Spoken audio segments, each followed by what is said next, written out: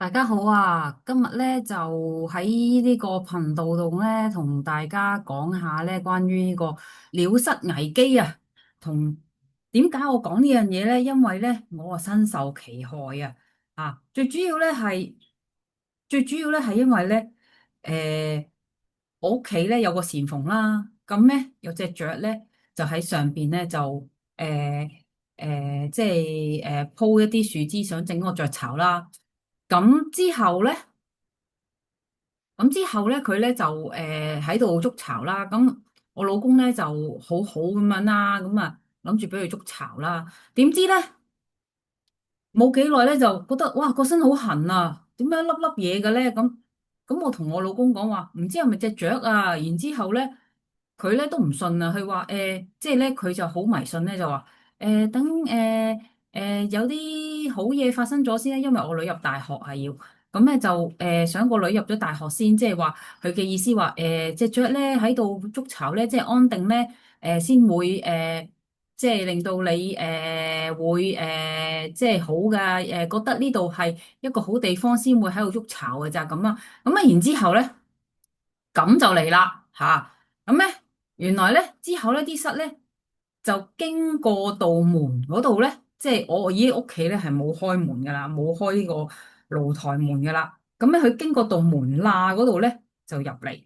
咁一啲室咧係細粒得好緊要嘅。OK。咁咧，然之後咧，所以咧就搞到我啦吓，然之後搞到好痕啦，要搞到好耐先搞到，所以我今日咧就專登咧就講呢樣嘢。咁啊咩叫鳥虱咧？咁我大家都知，因為咧佢真係吸血噶。咁啊，其實咧就係啲蟎類咁啦，即係其實咧，你咪話之前咧咪話床有蟎啊，成日咧都要吸啊，嗰啲咩 Rainbow 機啊，咪成日做推廣啊嗰啲嘅。其實咧成日都會有，即係有呢啲，但係咧就冇話好似今次咧咁緊要咁樣啦。咁咧就佢係即係好細隻嘅，咁啊會喐嘅嚇。咁啊然之後咧就佢咧係要依賴一啲宿主，即係話有生命嘅嘢咧，佢先會生存嘅。如果佢唔係有生命嘅嘢咧，佢咧就會生存唔到㗎。咁咧，但係咧，如果佢生存唔到，譬如啲雀走咗啦，咁佢喺嗰度嘛，咁佢咪揾嘢吸血咯？佢用咩吸血啊？就係用呢個我哋咯，嚇我哋吸血咯。咁啊，然之後咧就即係佢咧，如果冇嘢食咧，都會全部至數洲啦，嚇都搞到我搞得好耐啊，嚇。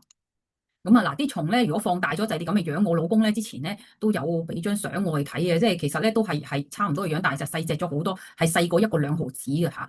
咁啊嗱，啲蟲咧如果放大咗就係啲咁嘅樣。我老公咧之前咧都有俾張相我去睇嘅，即係其實咧都係差唔多嘅樣，但係就細隻咗好多，係細過一個兩毫子嘅嚇。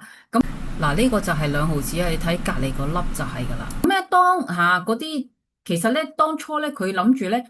點解我老公咧諗住俾隻雀喺度，以為佢生蛋啊？咁咧就諗住咧就俾佢生完蛋先走。點解個幾月都冇蛋生？原來佢真係休息，唉，真係激死！咁啊，然之後咧就嗰啲雀咧即係之後咧就聞到有殺蟲水味，因為有虱啊嘛。咁啊有殺蟲水即刻走啦。咁啊走咗之後咧就得翻啲樹枝喺度，同埋啲雀屎咧留咗喺度啦吓。咁啊然之後咧就即刻要洗啦吓。然之後咧就好啦。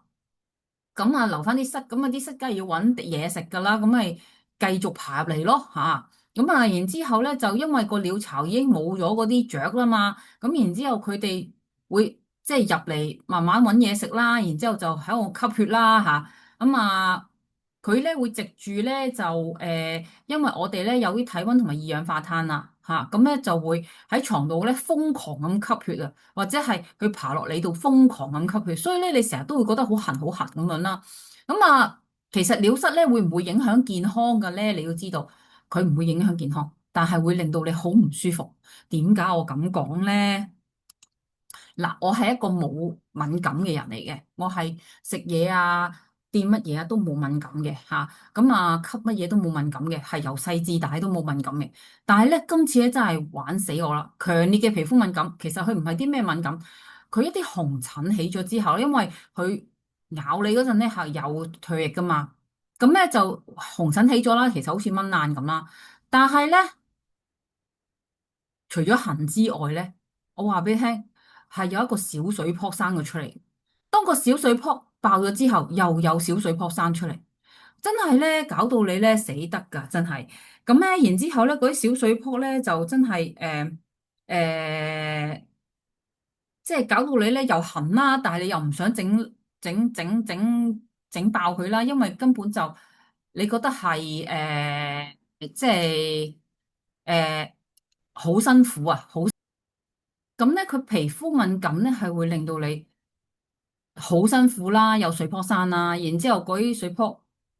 即係爆咗之後又再生啦，咁啊即係如果你再拗咧，如果一啲敏感嘅人真係會有一啲皮膚嘅感染啊，因為咧佢會令到咧嗰啲細菌咧經呢啲位置咧入去你個身體度啦，咁你又成日咧會驚俾嘢咬啦，唔敢瞓啦，唔敢坐啦吓，咁啊然之後咧咁又未到幻覺咁樣嘅，但係咧就真係令到你覺得好唔安樂咯，個人吓。好啦，點樣去防治呢樣嘢咧？咁吓，咁咧其實咧有4部曲嘅吓，咁就係第一樣嘢咧。就係要即係，梗係唔好俾佢哋入嚟啦。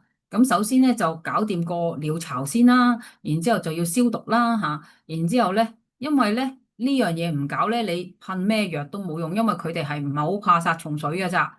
另外啦，就係即係要如果佢啲雀咧成日咧喺你度築巢咧，要整啲防鳥刺啊吓，唔好俾啲野蚊唔係野蚊啊，掛住蚊野雀咧再停留。咁咧就如果唔係咧就搞死自己噶啦，就係封死晒嗰啲地方。但係我哋道門封唔死噶嘛，你明白？始終都有罅隙噶嘛，你都冇計啊。咁第三樣嘢咧就係要用高溫啦，60度以上嘅水清洗嘅。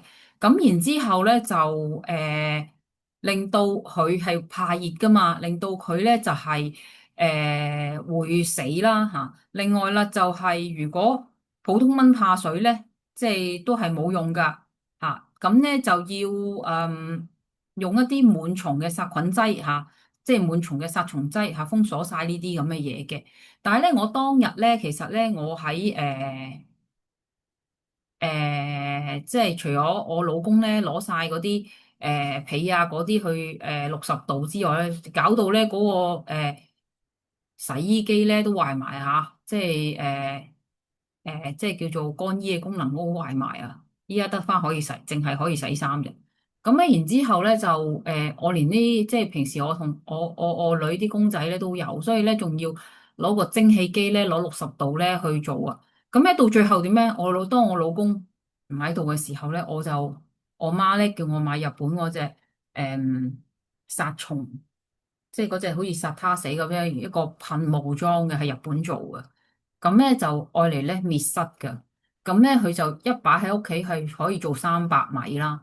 咁咧即係唔係300尺啊？300尺。